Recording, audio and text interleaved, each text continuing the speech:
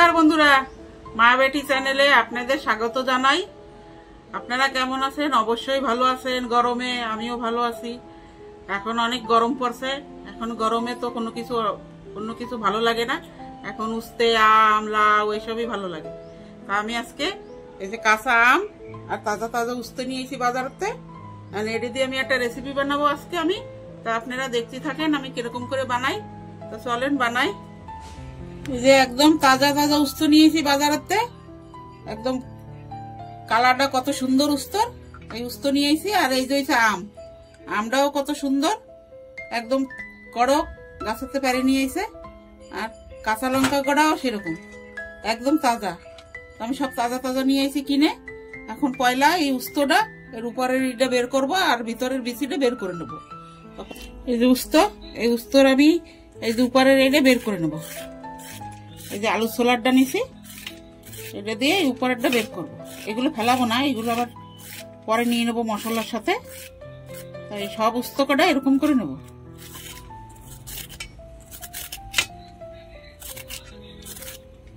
এই যে আমি সব উস্তো কটা এই যে ছুলে নিছি। এই যে একটা উস্তর উপরও ওই দিই নাই, পুরো প্লেন করে ছুলে নিছি। আর এই যে উস্তর উপরের গুলো, এইগুলো ফেলাবো না, এগুলো লাগবে, এগুলো রেখে দিছি। এখন আমি এই উস্তার ভিতরে চিড়া মেরে ভিতরেরটা বের করে নেব। এই যে উস্তাটা এই যে মাঝখান দিয়ে এরকম চিড়া মারবো।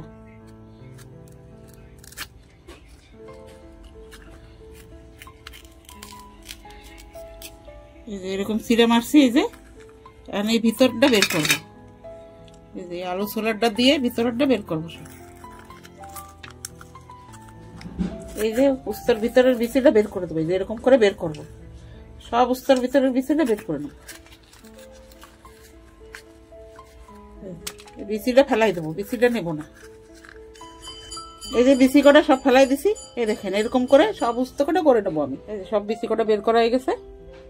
এখন আমি উস্ত কটা একটু লবণ দিয়ে জলে সিদ্ধ করে নেবো। একটু কড়াইটায় জল দিয়ে দেবো আর দিয়ে দেবো হচ্ছে লবণ। 1 চামচের মতো লবণ দিছি। আমি উস্তগুলো দিয়ে দেবো। এই যে উস্ত কটা সব দিয়ে দেবো।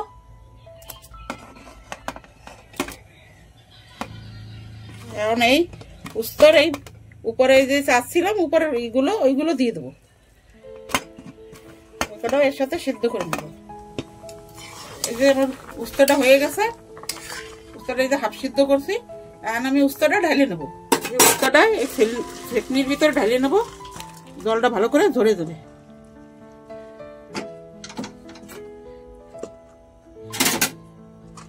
এই উস্তাটা একটু ঠান্ডা হবে, সে পর্যন্ত আমি এর মশলাটা তৈরি করে নিই। মশলাটা রেডি করবো। উস্তাটা একটু ঠান্ডা হয়নি। এই যে আমি 3টা আম নিছি। এই 3টা আম এখন ছুলে তারপরে ঘষে নেবো। তা পয়লা ছুলে নি।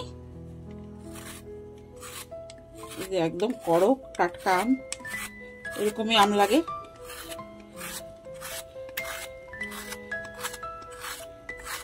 এরকম করে 3টা আম ছুলে নেবো।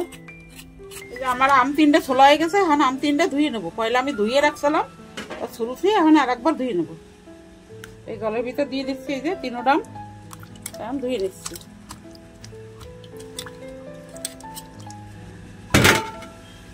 এই যে আমরা আমি ঘষবো। এই যে মোটা পাশ দিয়ে ঘষবো, একটু মোটা মোটা লাগবে। এই যে আমি মোটা পাশ দিয়ে করতেছি।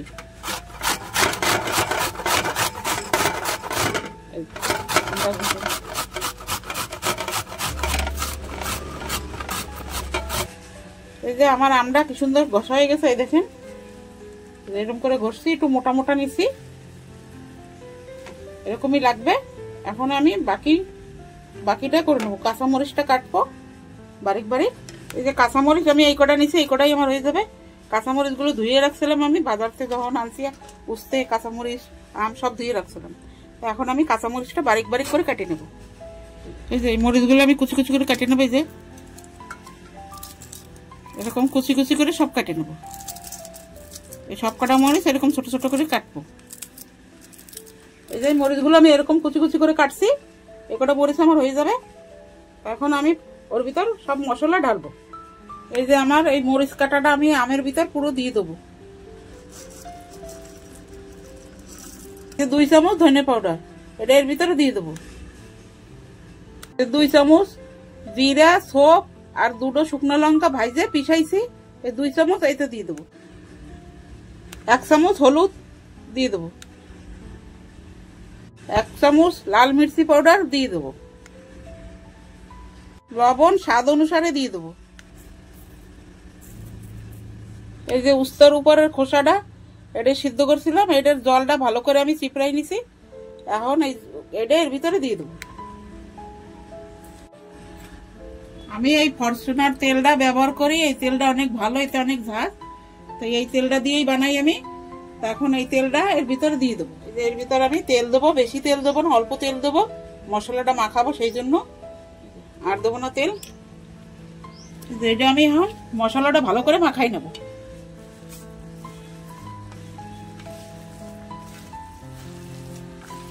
সুন্দর করে মাখাই নেবো।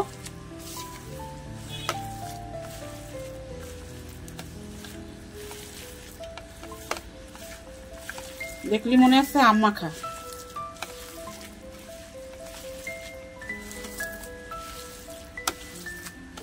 এই যে আমার মশলাটা ভালো করে মাখানো হয়ে গেছে, আমি এখন ওই উস্তর ভিতরে মশলাটা ভরে নেব।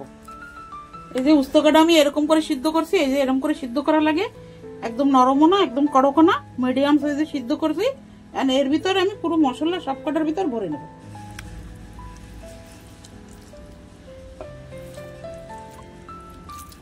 এই যে আমার সব কটা উস্তে মশলা ভরা হয়ে গেছে, এখন আমি এই যে রেখে দিছি। এই যে আর এইটুক মশলা আমার বাইসে গেছে, এই মশলাটা আমি পরে লাস্টে এগুলো যখন ভাজা হয়ে যাবে লাস্টে এই মশলাটা উপরে দিয়ে দেবো, কারণ কি এই মশলাটা দিয়ে খাইতে অনেক ভালো লাগে। আমি এখন কড়াইতে সরষের তেল দিয়ে দেবো।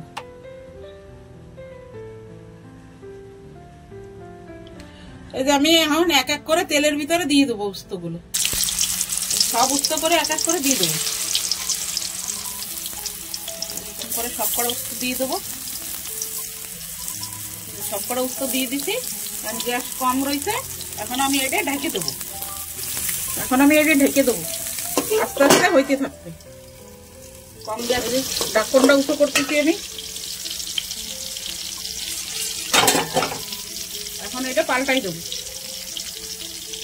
এই পিঠ পাল্টাই দেবো।